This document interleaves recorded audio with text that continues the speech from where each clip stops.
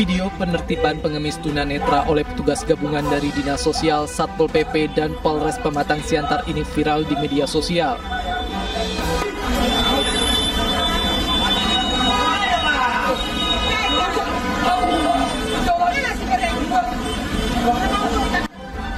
Pengamen yang diketahui bernama Heri Hulu ini menolak dibawa oleh petugas. Saat petugas ingin mengangkatnya, Heri mengamuk memukul petugas. Wali Kota Pematang Siantar mengaku telah berkomunikasi dan mengundang Heri ke rumah dinasnya. Datang ke rumah wali kota ya. Ya, happy kok dia, dan dia katanya ahli sedikit. Dia mau beralih profesi, nggak lagi minta mau jadi pegawai. Artinya pemerintah kota memfasilitasi, Pak?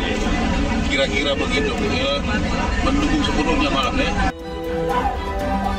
Wali Kota juga berjanji akan membina petugas Satpol PP yang melakukan tindakan pemaksaan dan kedepannya akan bertindak secara humanis.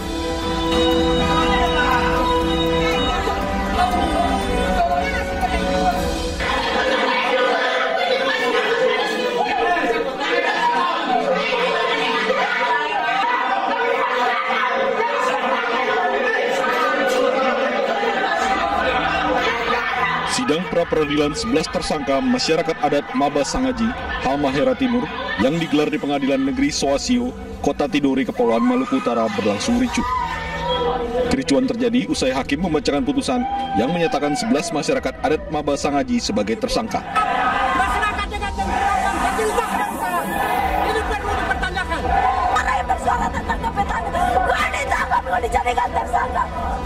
Keluarga korban yang mengikuti sidang tidak terima dengan putusan hakim hingga berujung ricuh, dan sejumlah keluarga dari 11 tersangka histeris hingga pingsan. Kali keputusan tadi itu udah keluar hasil kecewa lah, kecewa dalam hal ini karena sesuai dengan pengadilan punya putusan itu, keluarga sangat sedih. Pihak kepolisian yang mengawal jalannya sidang berupaya menenangkan keluarga para tersangka yang terus mengamuk di depan pintu pengadilan. Selama kami masih bisa mengontrol mereka, kami anggap itu hal yang baik. Dalam satu kegiatan unjuk rasa, hal-hal begitu adalah hal yang biasa. Sidang pra-peradilan bentuk upaya dari keluarga masyarakat adat terhadap 11 orang yang dijadikan tersangka oleh Polda Maluku Utara atas beberapa tuduhan kriminal terhadap aktivitas perusahaan tambang nikel PT Potion Kabupaten Halmahera Timur. Dari Ternate, Maluku Utara, Ismail Sangaji, iNews melaporkan.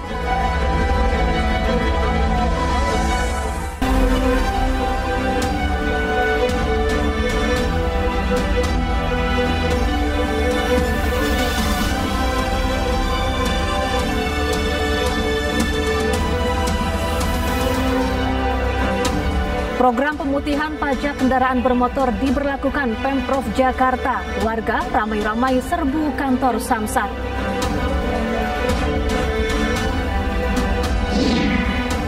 Kisruh rebutan 4 pulau, Kementerian Dalam Negeri gelar pertemuan antara Gubernur Sumatera Utara dan Aceh.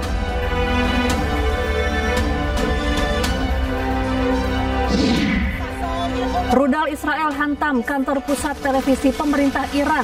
Puluhan WNI terjebak di tengah perang.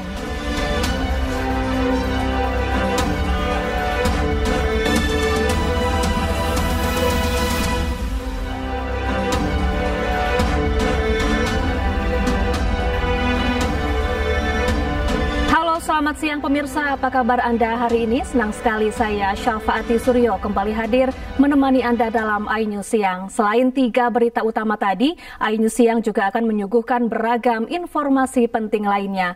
iNews Siang ini kami awali dari informasi sebuah tabung gas LPG 3 kg meledak hingga menghancurkan 2 rumah warga di Bandung, Jawa Barat. Akibat ledakan 4 orang kritis karena terluka bakar.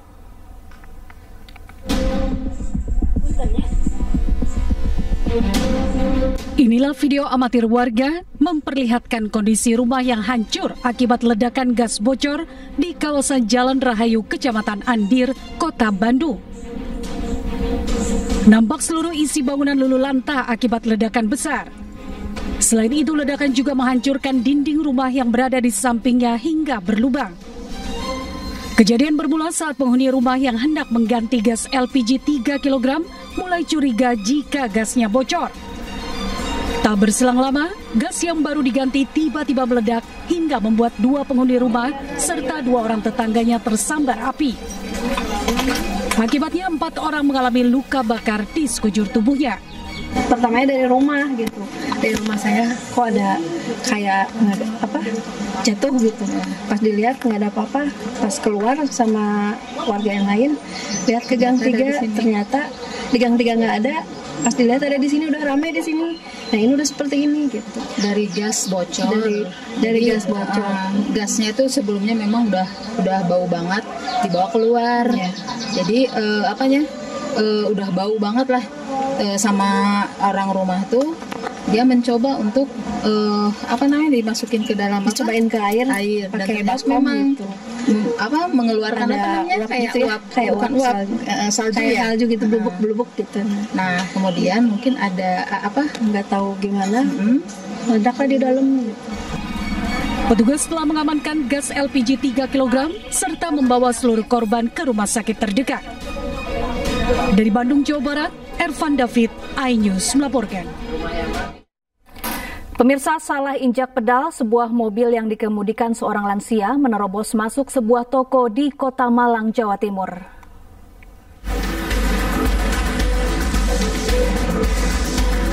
Terekam pada kamera pengawas dalam toko Dioses Perlengkapan Rohani, Jalan Agung Suprapto, Kota Malang, Jawa Timur. Sebuah minibus menerobos masuk ke toko. Pengemudi, seorang bapak-bapak yang sudah berusia lanjut, keluar dari mobil seperti menyesal akan kesalahannya hingga terduduk lemas.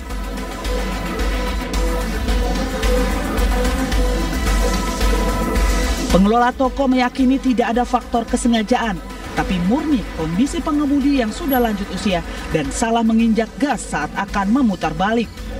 Pengemudi dan keluarga pun siap bertanggung jawab untuk ganti rugi. Kita butuh waktu untuk mendata total kerugian yang kami alami dari kejadian kemarin. Namun dari pihak keluarga bertanggung jawab untuk menanggung kerugian yang terjadi. Jadi sekali lagi memang bukan ada unsur kesengajaan, tetapi memang murni karena ya faktor kondisi fisik dari yang bersangkutan. Ketika putar balik itu mau injak rem peluk gas, jadi injak rem peluk gas, memang kondisi usia yang lanjut, akhirnya sampai masuk ke toko toko di depannya. Cuman ini masing-masing dia masih bermediasi, bermusyawarah untuk ganti rugi. Kasus kecelakaan ini pun sudah dimediasi oleh Unit Penegakan Hukum Polresta Malang Kota.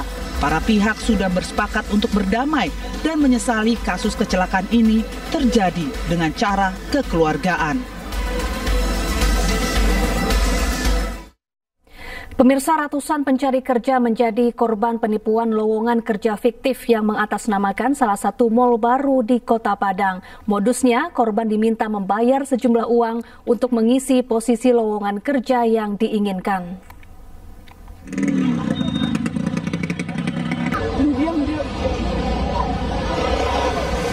Merasa tertipu, ratusan pencari kerja mendatangi sebuah rumah milik pelaku di kawasan Pauh, Kota Padang. Korban meminta pertanggungjawaban pelaku penipuan yang berkedok rekrutmen tenaga kerja untuk ditempatkan sebuah pusat perbelanjaan yang belum lama dibuka untuk umum. Namun sampai di lokasi, rumah dalam keadaan kosong. Dengan penuh kemarahan, ratusan korban menuju Mapolresta Padang untuk melaporkan penipuan yang mereka alami. Selain mengaku sebagai panitia penerimaan pegawai, para pelaku juga menjanjikan posisi strategis seperti security, bagian gudang, administrasi, hingga manajer dengan syarat korban harus membayar uang sesuai posisi yang dipilih. Awalnya tuh dapat dari teman, Bang. Tadi diiming-imingin dapat kerja, terus diterima. Habis itu dijanjiin langsung kerja, Bang. Awal pertama tuh dibayar, sistem itu orang dalam lah. Iya. Habis itu kan ada sistem bayar nih Bang. Bayar itu beragam-agam Bang. Tergantung posisi masing-masing lah. Untuk kerugian dari korban bervariasi dari 300.000 sampai dengan 3 juta, tergantung dari bagian dan posisinya. Diduga total korban mencapai lebih dari 500 orang. Sementara saat dikonfirmasi, nama mal yang dibawa pelaku tidak pernah melakukan rekrutmen terbuka melalui perantara atau panitia tertentu. Dari Padang, Sumatera Barat, Budi Sunandar, iNews melaporkan. Jakarta Job Fair 2025 kembali diselenggarakan Dinas Tenaga Kerja, Transmigrasi, dan Energi DKI Jakarta. Jakarta Job Fair tahun ini digelar di 2 lokasi di wilayah Jakarta Utara. Bursa kerja digelar sebagai bagian dari upaya mengurangi tingkat pengangguran dan meningkatkan layanan penempatan tenaga kerja khususnya di daerah Jakarta Utara. Jakarta Job Fair menghadirkan 40 perusahaan dari berbagai sektor industri dengan ribuan lowongan kerja termasuk penyandang disabilitas.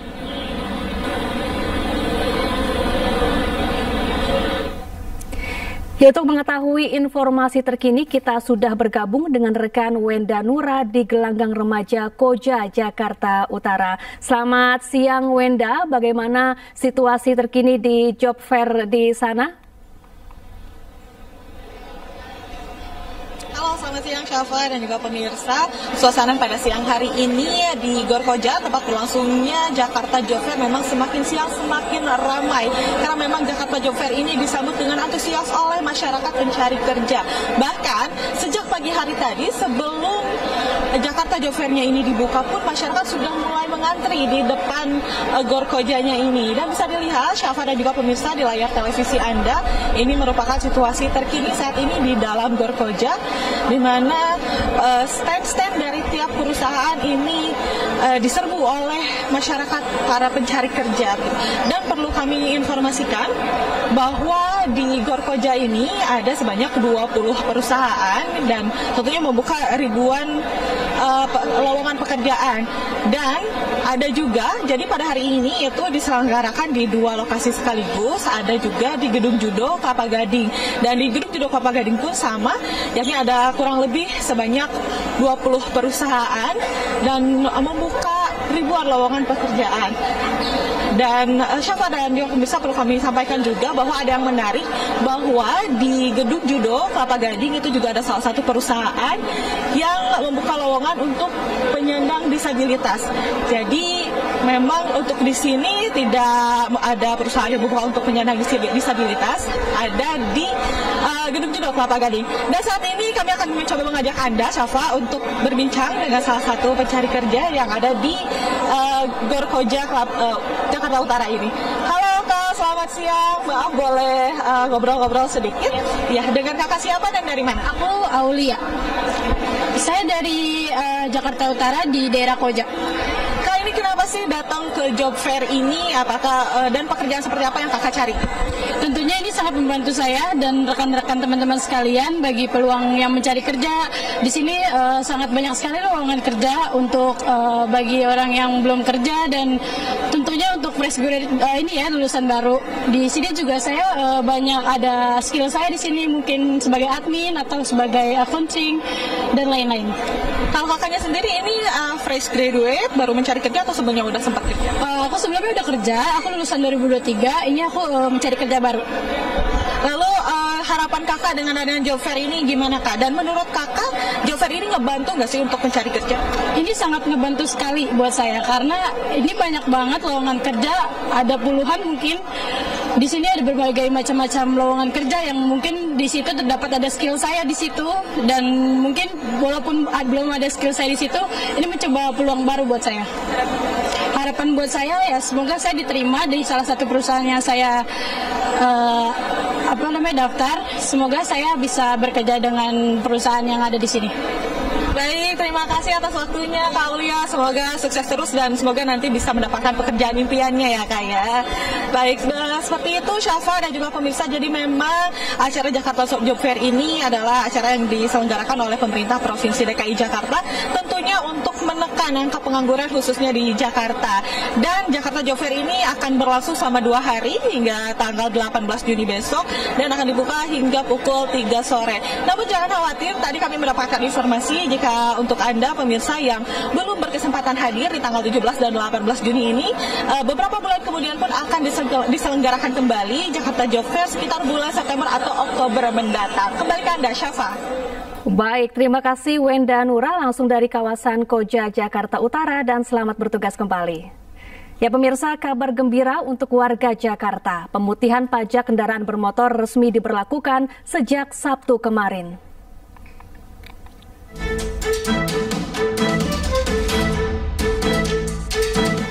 Pemerintah Provinsi Jakarta resmi memberlakukan program pemutihan pajak kendaraan bermotor selama 14 Juni hingga 31 Agustus 2025.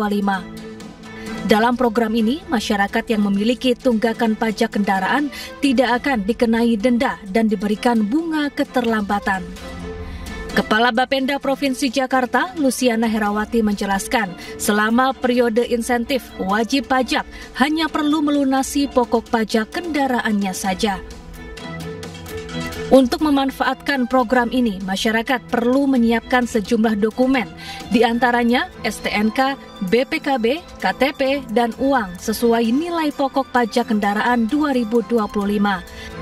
Bila diwakilkan, maka harus melampirkan surat kuasa. Warga bisa membayar pajak secara online dan offline. Online melalui aplikasi Signal, sementara untuk offline bisa mendatangi kantor Samsat yang ada di seluruh wilayah Jakarta. Tim Liputan iNews melaporkan. Ya, warga Jakarta menyambut baik kebijakan pemutihan pajak kendaraan bermotor yang diberlakukan Pemprov Jakarta mulai 14 Juni hingga akhir Agustus 2025. Pemutihan pajak kendaraan bermotor dinilai mampu meringankan beban masyarakat di tengah tingginya kebutuhan hidup. Dan berikut tanggapan warga. Kendaraannya sebenarnya bagus ya, kita juga jadi warga senang gitu untuk ngurusnya semua serba gratis, apalagi zaman sekarang apa-apa susah ini ya, untuk ngurus pajak apalagi digratiskan ya. Alhamdulillah dari Pemprov DKI Jakarta buat masyarakat biar lebih senang untuk pemutihannya. Ya bagus, jadi pajak-pajak yang masih pada nunggak bisa diterapuskan gitu. Jadi kita lagi motor-motor yang banyak yang nunggak gitu Pak. Ya alhamdulillah sih kalau mau Ya pemirsa, untuk mengetahui informasi terkini kita sudah bergabung dengan rekan Naura Syafikah di Gerai Samsat Jakarta Timur. Selamat siang Naura, apakah kantor Samsat Jakarta Timur masih dipadati warga hingga siang hari ini? Ya, selamat siang Syafa dan juga pemirsa. Untuk kantor induk Samsat Jakarta Timur ini juga dari pagi sudah melayani untuk program pemutihan pajak kendaraan bermotor, dan hingga saat ini, hingga siang ini masih melayani beberapa warga yang ada di kantor induk Samsat Jakarta Timur untuk melakukan pembayaran pajak tanpa dikenakan denda ataupun bunga keterlambatan. Dan memang untuk di lantai 3 di tempat saya melaporkan ini merupakan lantai yang khusus untuk melayani warga-warga yang memiliki tunggakan, sehingga memang di sini dari tadi warga ini beberapa ada yang sudah melakukan pembayaran. Memang awalnya itu dimulai dari loket yang ada di ujung sana, loket 1, di mana untuk mengisi formulir, kemudian juga menyerahkan dokumen dan juga berkas-berkas yang dibutuhkan seperti fotokopi STNK, fotokopi KTP, dan juga fotokopi kartu keluarga. Dan juga berlanjut di loket yang terakhir, yaitu di loket 6 ini merupakan loket untuk pembayaran, di mana untuk warga yang sudah mendapatkan formulir ini bisa langsung melakukan pembayaran, tapi sebelum ke loket pembayaran ini ke loket jasa raharja terlebih dahulu. Dan untuk pembayaran ini metodenya berbagai macam, seperti bisa menggunakan QRIS, debit, dan juga tunai. Dan untuk mengetahui bagaimana sih untuk mekanismenya dan juga apa alasan dari warga-warga di sini menunggak untuk pembayaran pajaknya, saya akan mengajak Anda dan juga Syafa untuk berbincang mungkin dengan warga yang ada di sini. Selamat pagi Ibu. Ibu mungkin boleh kenalan dulu dengan Ibu siapa, dari mana asalnya? Ibu Malinar, aslinya dari Ciracas. Ibu, ya Ibu boleh diceritakan Ibu untuk pembayarannya sudah tunggak berapa lama? Sebenarnya sih udah 4 tahun. Oke, 4 tahun. Ya. Ibu ini untuk kendaraan pribadi atau bagaimana? Pribadi. Ibu mungkin boleh dikasih tahu kenapa nih untuk 4 tahun baru bayar sekarang itu tunggakannya kenapa Bu? Kemarin mungkin ya halangannya karena nggak sempat aja, setiap mau jalan tuh nggak sempat ya kesininya gitu. Tahu-tahu dilihat perasaan ternyata udah 4 tahun udah lama aja gini tuh. Kalau dari Ibu sendiri ini merasa ada program ini bagaimana Bu responnya? Apakah senang atau bagaimana? Lumayan meringankan gitu. Masalahnya kan masalah denda gitu juga dihilangkan. Cuma tadinya kan kalau pemutihan itu dikira saya tuh nggak dibayar gitu intinya. Ternyata masih dibayar gitu, cuma denda doang yang nggak dibayar gitu. Kalau untuk prosesnya sendiri bagaimana Bu, susah atau tidak dari tadi pagi? Alhamdulillah nih gampang banget ya. Gampang banget prosesnya itu. Terima kasih banyak atas waktunya ya Ibu. Ya memang beberapa warga di sini ada yang memiliki tunggakan 1 tahun, 2 tahun hingga 4 tahun dan memang ini sangat meringankan warga untuk melakukan pembayaran karena hanya pokoknya saja uang dibayar dan tidak perlu untuk membayar denda ataupun bunga keterlambatan. Dan juga diharapkan dengan adanya program ini yang diselenggarakan oleh pemerintah Provinsi DKI Jakarta ini dapat membuat warga-warga lebih taat pajak untuk kedepannya. Sekian dari kantor Samsat Jakarta Timur. Ya, Naura, ini sampai kapan warga bisa mendatangi kantor Samsat untuk melakukan pemutihan pajak kendaraan? Ya, Syafa, terkait untuk periodenya, ini memang sudah dimulai dari tanggal 14 Juni kemarin dan ini akan terus berlangsung hingga di tanggal 31 Agustus 2025 mendatang. Dan juga disarankan untuk warga yang ingin datang melakukan pembayaran pajak, yaitu mengikuti program ini, disarankan untuk datang jangan mepet-mepet di periode akhir, dikarenakan di periode akhir ini seperti yang sudah-sudah dari program sebelumnya yang pernah diselenggarakan juga, ini di periode akhir atau di 2 minggu periode penutupan ini biasanya warga itu melonjak untuk antriannya jauh lebih panjang dari antrian yang ada di awal-awal periode. Syafa. Baik, terima kasih Naura Syafikah melaporkan langsung dari kantor Samsat Jakarta Timur. Ya pemirsa, taman dibuka 24 jam, petugas Satpol PP justru mendapati sejumlah pemuda-pemudi yang tengah asik bermesraan di Taman Langsat Kebayoran Baru, Jakarta Selatan. Pasangan muda-mudi tersebut ditegur dan warga diimbau untuk mengikuti peraturan yang berlaku.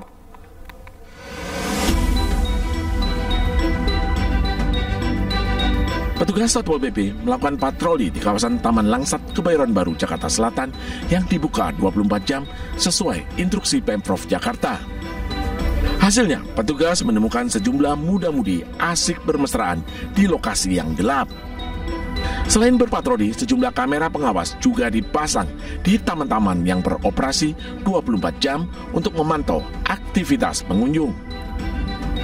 Ya, untuk dari Satpol PP sendiri ya saya sewaktu-waktu itu keliling ya patroli, dan apabila ada yang kelihatan berbuat mesum ya kami tegur secara baik-baik dan juga sesuai dengan aturan, sesuai perintah pimpinan dari saya gitu. Petugas juga mengimbau warga yang berkunjung ke sejumlah taman 24 jam di Jakarta untuk memanfaatkan taman sebagai tempat diskusi dan berkreasi, serta mengikuti larangan-larangan yang berlaku.